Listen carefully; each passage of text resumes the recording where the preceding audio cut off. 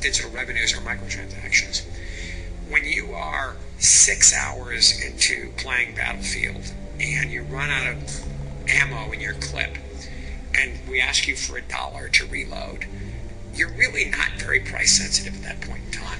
A recent poll in which EA was chosen as a semi-finalist for, quote, worst company in America. The game award goes to, oh man, I have to pay a microtransaction to unlock. That's so stupid. The socially accepted way of behaving in your game should be paying. A 13-year-old girl just spent her family's entire life savings on a mobile game. As the football fan platform for the world that can entertain 1 billion fans, is that we're just getting started. How did gaming go from this to this? Despite most players hating microtransactions, these in-game purchases make up 75% of revenue for many large studios. That means tens of billions of dollars are being spent on stuff like this. It feels like this addiction that neither the player or companies can quit, and it's just dragging the industry down hard. Now, there is a path forward, and to understand how we get out of this mess, we need to jump back to the 90s when it all started, back to when the game industry was simpler, when consoles made up 80% of the market, when games were purchased at a store, and the internet was this new phenomenon.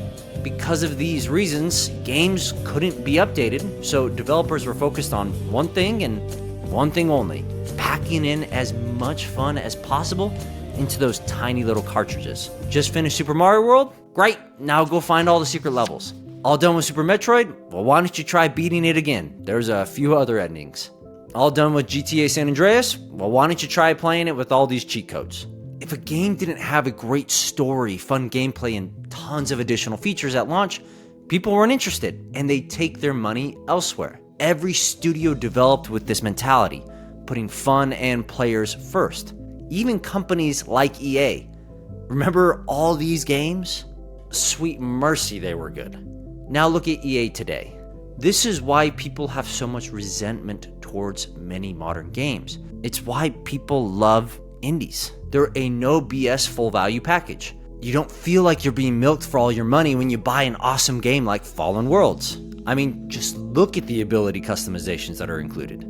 Yes, that is my game, and yes, it's not out yet, but there's a reason my team and I did all this work to include these custom cosmetic wheels in our game and not put it behind a paywall.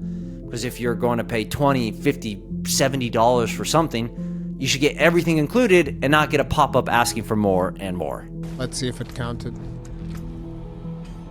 No! I think I activated my premium battle pass. Like, if that's a one-click activation, f you, dude. So, where did all this go wrong?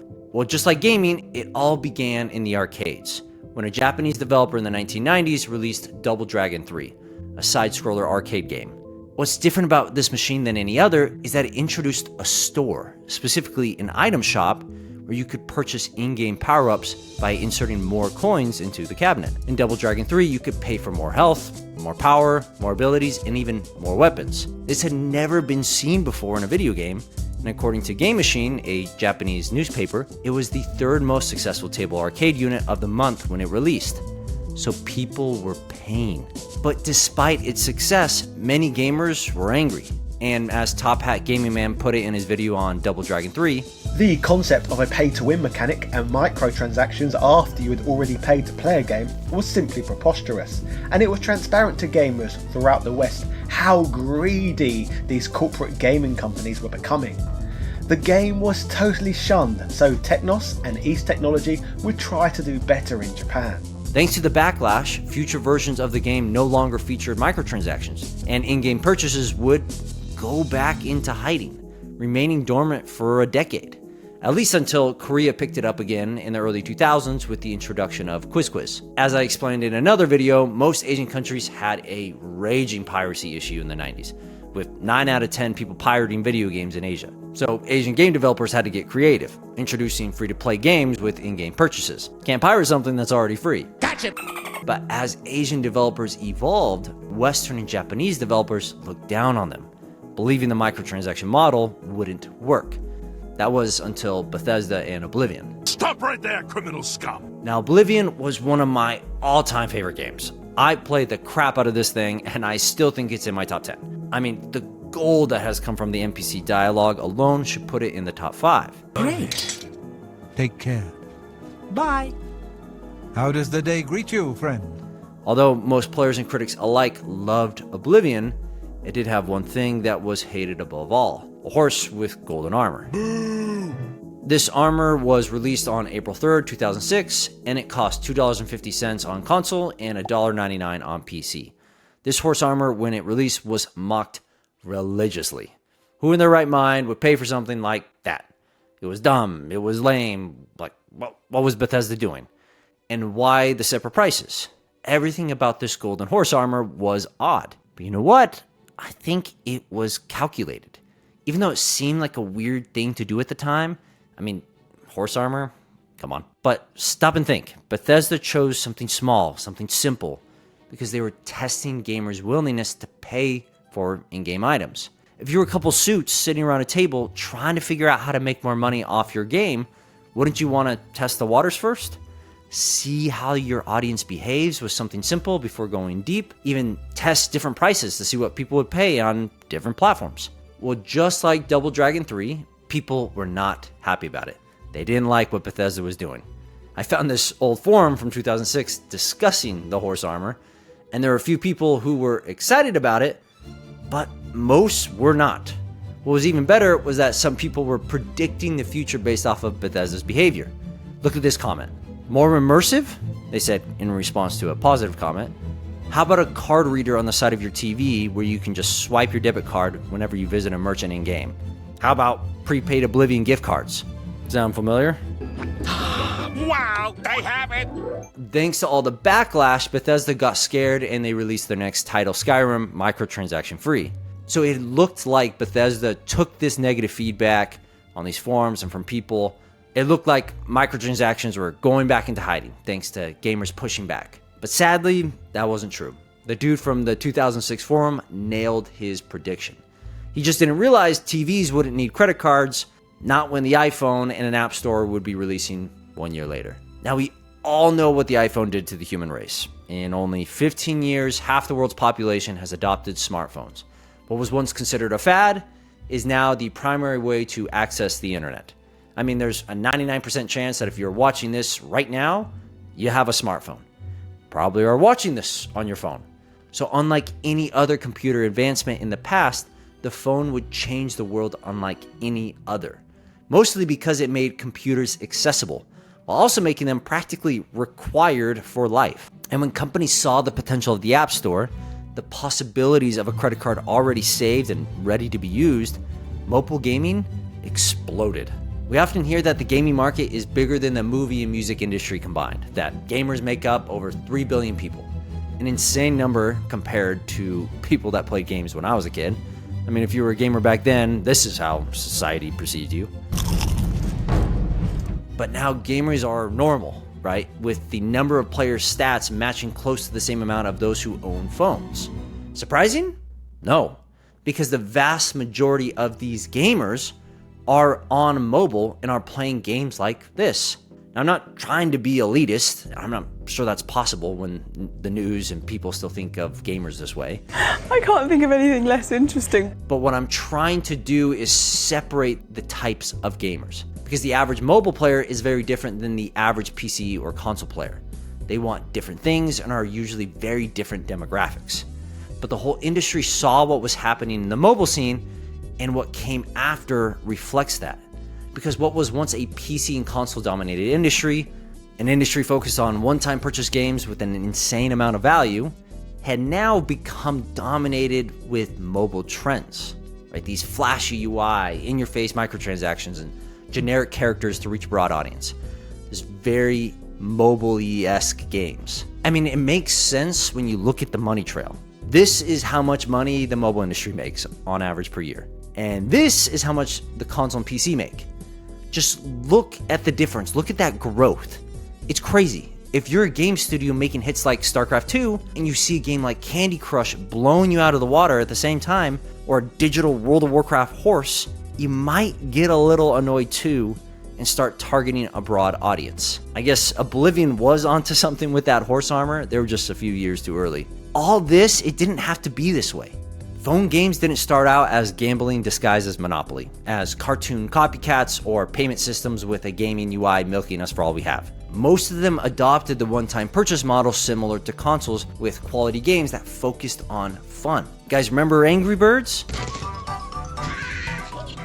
Well, when this game came out, it was 99 cents. There was no buy this bird to help you beat the next level. There was no ad every time you failed. You just played until you got bored or until it was your turn to see the dentist. But as companies like Nexon pushed the microtransaction model forward, shifting the mobile industry to in-game purchases, other developers took notice of the money pouring in. When FIFA 09 added Ultimate Team card packs, everything changed. What should have been just a fun feature instead made EA millions. For those that don't know how Ultimate Team works, basically it's a secondary game mode in FIFA where you build teams by opening random cards from card packs. You can trade cards, but most of the time you have to buy a pack and hope you pull something good. At release in 2009, it really just was a small optional part of the game. But like Bethesda testing the horse armor, EA was testing loot boxes, and sadly for us, they realized they struck a gold mine. Money began to pour in, way more money than expected, and players didn't push back like they did in the past. So pretty soon after, the rest of the industry followed suit. Practically every game from a AAA studio in the following years had loot boxes. Features that were once expected in a base game were now behind a pseudo-gambling paywall. If you wanted that incredible skin or badge in the original Modern Warfare 2, you had one option. You earned it. Playing for hours to unlock certain cosmetics. But not anymore! If you want that cool skin and COD, yeah, just buy a loot box. The value of cosmetics changed from this prestige and skill to rarity and dollar signs. If someone has some rare skin now, it probably means they just bought it or got lucky. Skins still may turn heads like they did in the 2000s, but not because the player did something special like beating Halo on Legendary, but because of the monetary value associated with the skin. Loot boxes got so egregious in the late 2010s that they've ended up in multiple legal disputes, with certain governments banning them, realizing just how addicting and damaging they can be. Maybe microtransactions had finally met their match, right? Maybe the government would ban them for good and we could get back to how games should be. Nope. So with the fall of loot boxes, microtransactions found a new way to trick people into spending money. Battle passes.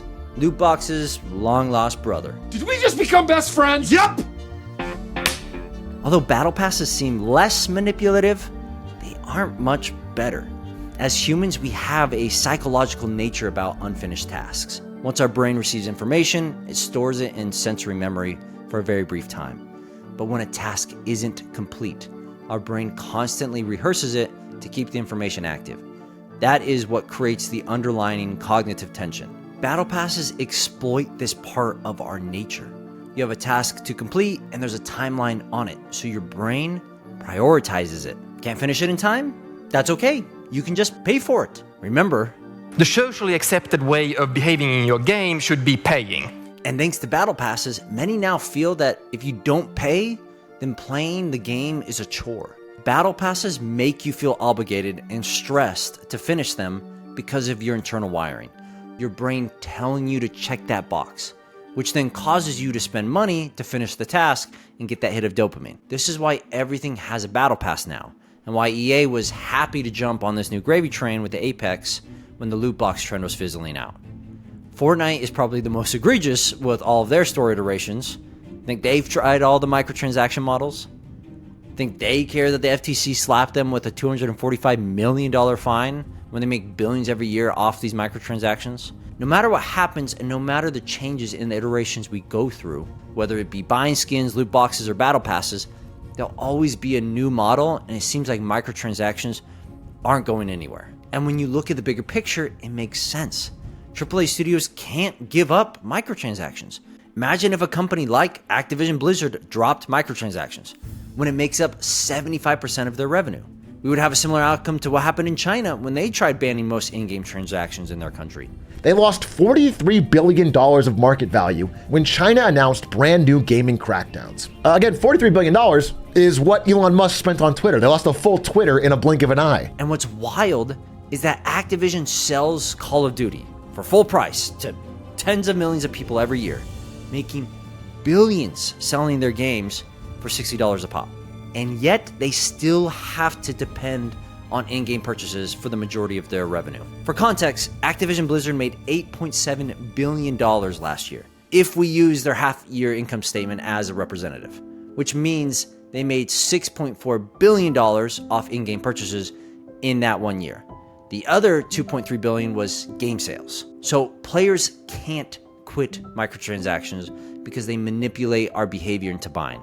And companies can't quit because if they do, their revenue and their stock valuations will tank. This is modern gaming. Microtransactions are why video games are worth more than the movie and music industry combined, and why we can't go back to one-time purchase games. A shift was made years ago, a subtle shift, and we as players did not push back like we did with Double Dragon 3 and Oblivion. And it's vital to understand this shift, to understand the future of gaming. Because I know most of you are thinking, these companies and these executives, they're evil, and that if this keeps up, the video game industry is going to hell in a handbasket, right? I've seen so many videos, I've seen posts, but most of these companies are not evil, right? They aren't run by bad people. There are some, but most of the time, these are good people running these companies and developing these games. But they just don't care about video games, and they probably come from a different world, at least the executives. It sounds odd compared to everything that I've been saying, but we need to understand what is actually happening if we're going to affect change, right? And so let me break this down. Let me help you understand what is actually happening with the story. I was talking to a friend of mine a few weeks ago. Great guy, a founder of a tech company worth hundreds of millions of dollars.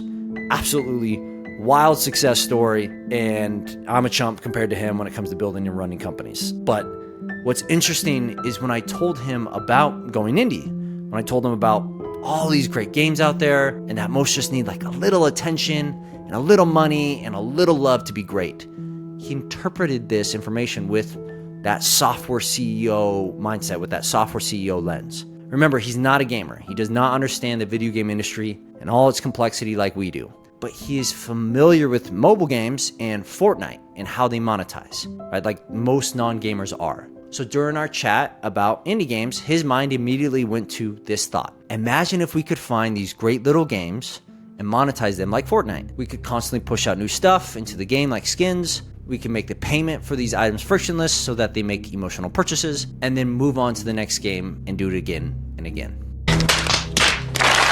Sounds really bad. For sure. And I'm paraphrasing what he said since we chatted for a few hours. But this was in essence what he was saying, and in his mind, it wasn't from a bad place. It is the way. And this mentality comes from the software investor world. And I know it well because I was a part of this world for years. I remember pitching to a group of investors with the net worth of a few billion in this crazy office garage. There's this river running through it, and there's Lambos and there's Ferraris, and I pull up in my janky little gold CRV with a missing taillight, and let's just say I did not fit in. But my company at the time was growing and I needed money, so I went and I pitched. My product was simple. It was this little software solution that my buddy and I built to help some students who were deaf. Didn't have huge revenue potential, but it did a lot of good. I've always been passionate about companies solving an economic and a social problem. I'm really passionate about, helping people. Thanks to that mentality, I had won a bunch of competitions and I had made a good few sales with other passionate people in the school system who cared. So while I was at this event, I pitched with this passion, and I met investors who heard me out and were sympathetic to what we were trying to accomplish. But in the end, it didn't get any investment. There just wasn't money to be made in accessibility. The companies that got millions of investment at this event were the ones with huge market potential, and it makes sense. Investors want their money back plus some, right? The only way that happens is if the company grows a lot and then is bought by someone else, or if the company goes public. So the only way the investor gets money back. And if you go public, you now just have different investors, which are shareholders. And what do they want? Same thing. They want more growth so that they can have more money, right? So it's this never-ending cycle. And this growth cycle combined with investors and business individuals treating video games like software is why we're in this predicament. All the focus, all the investment in gaming is going towards people making games with manipulative microtransactions. It's where the money is, so it's where the interest is. Basically, the people that are best at growing companies and the models that have the highest revenue potential are being prioritized over the one-time purchase games made by small, passionate teams of gamers. The reason the play first, pay later model works so nicely is the consumer gets engaged in a property. They might spend 10, 20, 30, 50 hours on the game. And then when they're deep into the game, they're well invested in it. We're not gouging, but we're charging. And at that point in time, the commitment can be pretty high.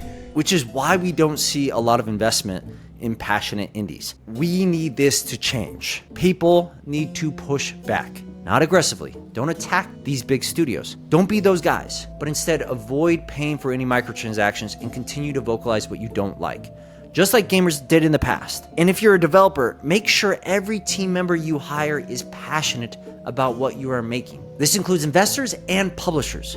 Be smart about who you work with and who you bring on. It seems to be the biggest reason for the downfall of many of the studios we love, not truly caring if, is this good for the player? Lastly, we need to change our perspective on gaming monetization. Microtransactions at its base isn't bad. League of Legends at release selling skins was great. It allowed Riot to give their game away for free and give players the option to pay for what they cared about. However, over monetization and manipulative practices are the problem.